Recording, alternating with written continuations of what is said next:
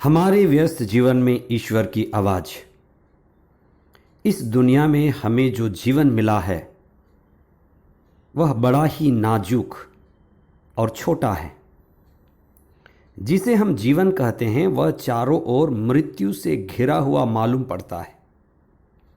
आए दिन आप सुनते हैं कि कितने लोग बीमार हैं, अस्पतालों में हैं, मर रहे हैं, या खुद भी हम बीमारी की अवस्था में रह सकते हैं।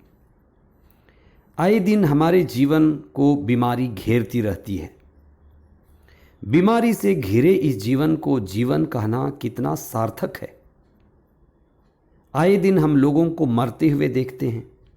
मृत शरीर को देखकर कितना उचित मालूम पड़ता है कि हम कह सकते हैं कि हम वास्तव में जीवित हैं।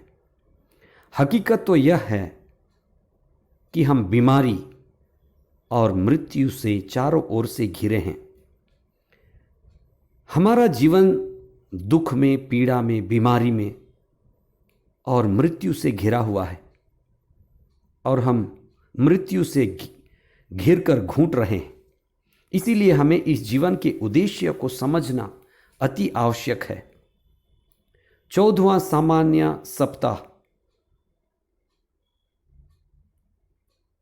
4 जुलाई 2022 सोमवार। पहला पाठ नबी होशिया का ग्रंथ अध्याय 2 पद संख्याएं 16 से 18 तथा 21 से 22 तक। संत मती का सुसमाचार अध्याय 9 पद संख्याएं 18 से 26 तक। हमें इस जीवन के उद्देश्य को पहचानना सबसे पहली बात है और इस जीवन में हमारी मुक्ति और इस जीवन में हमें आज़ादी का अनुभव करना हमारे जीवन का पहला उद्देश्य है। हमें यह जीवन मिला है जिससे हम इस जीवन के ऊपर उठें, इस जीवन के पार जाएं। प्रभु ईसा इसीलिए आए कि हम पिता ईश्वर जो जीवन के स्रोत हैं उनसे जुड़ना सीखें, उनसे जुड़कर जीवन बिताएं। ईश्वर से जुड़ने का मार्ग और माध्यम प्रभु ईसा हैं। उस पर विश्वास के द्वारा हमारा जीवन श्रेष्ठ और उच्च होता है। हम चंगाई पाते हैं और अनंत जीवन में प्रवेश करते हैं। ईसा से जुड़कर ही हमें मालूम होता है कि इस जीवन के आगे अनंत जीवन है। उन पर विश्वास करने से हम ईश्वरीय जगत में प्रवेश करते हैं। ईसा का इस दुनिया में आना ईश्वर का हमारे बीच होने की एक झलक थी। जहां भी ईश्वर की उपस्थिति है वहां ईश्वर की दिव्यता है, वहां की ईश्वर की शक्ति और सामर्थ्य है, वहीं ईश्वर का आनंद है। जहां ईश्वर की दिव्यता है वहां बीमारी, कमजोरी और लाचारी दूर होती है। जहां ईश्वर की दिव्यता है वहां लोग चंगाई प्राप्त करते हैं।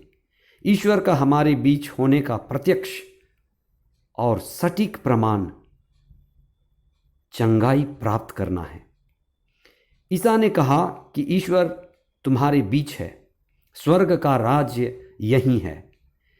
ईश्वर की शक्ति और दिव्यता कार्य कर रही है। ईश्वर में विश्वास करो और ईश्वर के राज्य के सहभागी और हिस्सेदार बनो। ईसा ईश्वर के परम पावन पुत्र थे। अतः जो पिता करता है वह पुत्र भी कर सकता है। पिता जीवन देता है और पुत्र पुनः जीवन देता है। God is a creator, son Jesus Christ is the recreator. अतः जाइरुस की बेटी को जिलाना इस बात को प्रमाणित करता है कि पिता ईश्वर सृष्टि करता है पर प्रभु यीशु पुनः सृष्टि करता है। God is creator, son Jesus Christ is recreator. ईश्वर न केवल जीवन दाता है लेकिन पुनः जीवन दाता है। वह हर समय पवित्र आत्मा के द्वारा सारे जगत को पुनः सृष्टि करता है। हम सभी को अपने विश्वास में, अपने आध्यात्म में और पवित्र आत्मा में पुनः सृजित करता है। जब जब हम प्रार्थना करते हैं, पवित्र आत्मा से जुड़ते हैं, हम नवीन सृष्टि बनते हैं। आप अपनी मुक्ति की आवश्यकता को समझें, अपनी मुक्ति की दिशा में कदम उठाएं और पूर्णता का जीवन का अनुभव करें। आज के सुसमाचार में उस रक्तस्राव नारी का विश्वास है, जिसका विश्वास अद्भुत था, बड़े ऊंचे स्तर का विश्वास। ऊंचे विश्वास के साथ वह प्रभु को छूती है। उसका छूना उच्च और उसके मजबूत विश्वास का लक्षण है।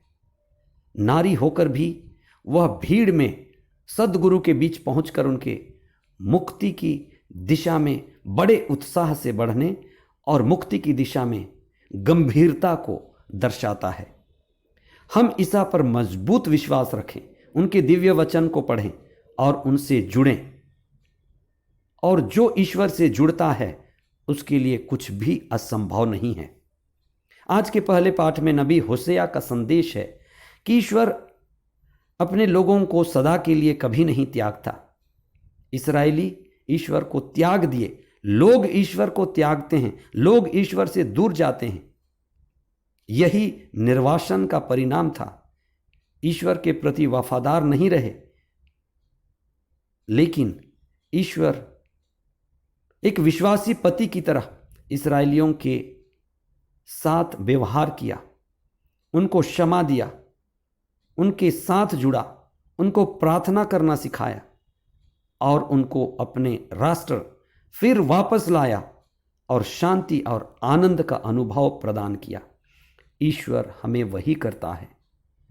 आत्मा का, पवित्र आत्मा का अनंत शांति और अनंत जीवन का वरदान देता है। आइए हम प्रार्थना करें। हे स्वर्गीय पिता, हमें पवित्र आत्मा का वरदान प्रदान कर, हमारे विश्वास को बढ़ा। जिस तरह से उस रक्तस्राव से पीड़ित महिला ने ऊंचे विश्वास के साथ प्रभु के कपड़े को छूकर चंगी हो गई, हम विश्वास के साथ प्रभु को छूना सीखें, प्रार्थना में प्रभु से जुड़ना सीखें और इस संसार में रहकर अनंत जीवन और अनंत आनंद का अनुभव करें। हमें शांति और पवित्र आत्मा का वरदान दीजिए। ये प्रार्थना हम करते हैं हमारे प्रभु ख्रिस्त के द्वारा, आमीन।